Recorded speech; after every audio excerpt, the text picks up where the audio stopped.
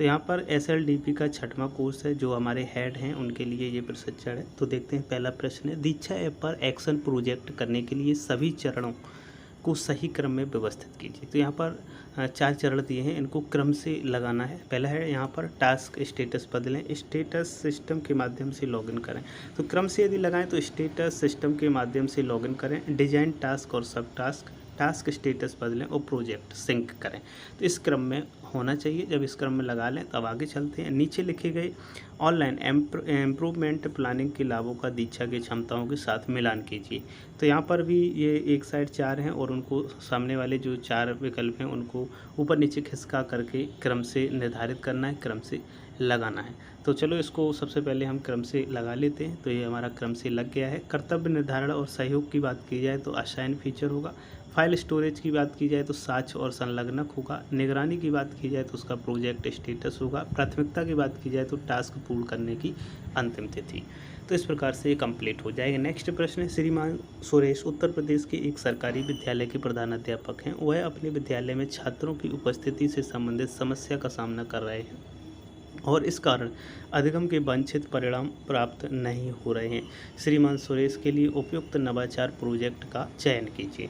तो यहाँ पर पहला विकल्प है TLM से संबंधित, दूसरा है अधिगम के स्तर को बनाए रखने के लिए ब्रज कोर्स, तीसरा है नियमित रूप से विद्यालय आने को लेकर छात्रों को प्रेरित करने हेतु लर्नर्स अटेंडेंस और उपरोक्त सभी। तो यहाँ पर तीसरा विकल्प सही है, नियमित रूप से विद्यालय आने को लेकर छात्रों को प्रेरित करने के लिए लर्नर्स अटेंडेंस। चलते हैं, नेक्स्ट प्रश्न है, श्रीमती सुशीला उत्तर प्रदेश के एक विद्यालय की प्रधानाध्यापिका है। कोविड महामारी के दौरान वो इस बात से चिंतित हैं कि उनके विद्यालय के शिक्षक तकनीक का प्रयोग छात्रों को पढ़ाने में सक्षम नहीं है। उनके लिए उपयुक्त एक्शन प्रोजेक्ट का चयन कीजिए।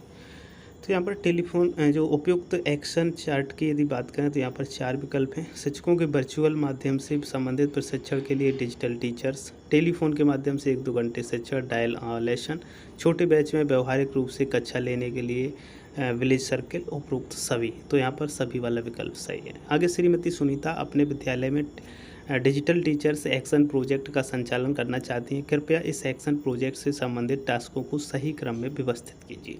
तो यहाँ पर ये क्रम इनका सही नहीं है और जो सही क्रम है उसमें इन्हें व्यवस्थित करना है। तो 4 यहाँ पर विकल्प हैं। शिक्षकों के से उनकी राय जानें और उनकी प्रतिपुष्टि लें। प्रोजेक्ट के लक्ष्य को निर्धारित करें और सभी को इसके बारे में बताएं। शिक्षकों के साथ वर्चुअल माध्यम से सत्र आयोजित करें और शिक्षकों के साथ एक सत्र का आयोजन करें। क्रम से यदि लगाएं तो प्रोजेक्ट के लक्ष्य को निर्धारित करें और सभी को इसके बारे में बताएं, पहला होगा। शिक्षकों के साथ वर्चुअल माध्यम का सत्र आयोजित करें, ये दूसरा होगा। शिक्षकों के साथ एक सत्र का आयोजन करें, ये तीसरा होगा। शिक्षकों से उनकी राय जानें और उनकी प्रतिपुष्टि लें, ये चौथा होगा। तो इस प्रकार से क्रम में इन्हें हमें व्यवस्थित करना होगा। अब चलते एक और प्रश्न है, अपने विद्यालय में डिजिटल प्रोजेक्ट के कार्यान्वयन के दौरान श्रीमती सुनीता को किन बातों पर ध्यान देने की आवश्यकता है। तो यहाँ पर 4 विकल्प दिए गए। शिक्षकों को प्रगति के बारे में उन्हें समझ प्रदान करने के लिए नियमित रूप से उनके साथ चिंतन मनन एवं चर्चा। तो यही विकल्प सही यहाँ पर होना चाहिए। अन्य भी विकल्प हैं जैसे कार के शुरू होने, पहले विकल्प इसका ज़्यादा सूटेबल है।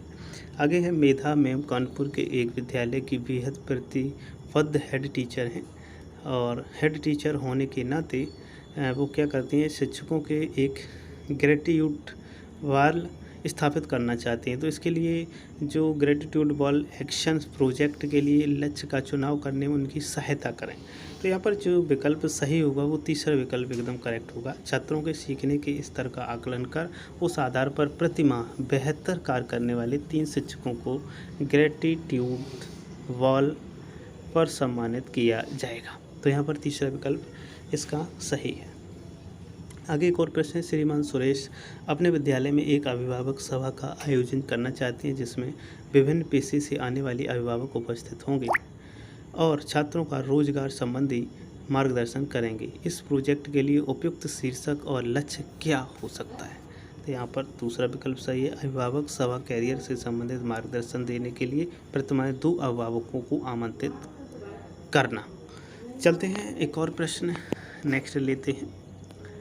तो यहाँ पर ये है, श्रीमान सुरेश जो एक विद्यालय नेतृत्व करता है वे शिक्षकों के लर्नर्स क्लब नामक एक एक्शन प्रोजेक्ट के सृजन के लिए दीक्षा ऐप का उपयोग करते हैं, जहां सभी एक दूसरे की कक्षा का अवलोकन करते हैं और उस आधार पर प्रभावी अधिगम शिक्षण योजना बनाने के लिए साथ मिलकर मंत्रणा करते हैं। वे कौन से प्रमाण हो सकते हैं जिन्हें एक्शन प्रोजेक्ट के तौर पर प्रस्तुत नहीं किया जा सकता है? तो यहाँ पर चौथा विकल्प सही है, कक्षा का अवलोकन करते हुए श्रीमान सुरेश की तस्वीर।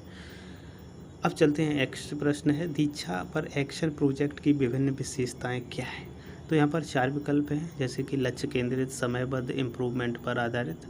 तो यहाँ पर ये पहला विकल्प ही सही। इस प्रकार से 10 प्रश्न हमने सॉल्व किए यहाँ से और 10 के उत्तर सही निकले। आप भी इस प्रकार से सभी प्रश्नों को सॉल्व कर सकते हैं।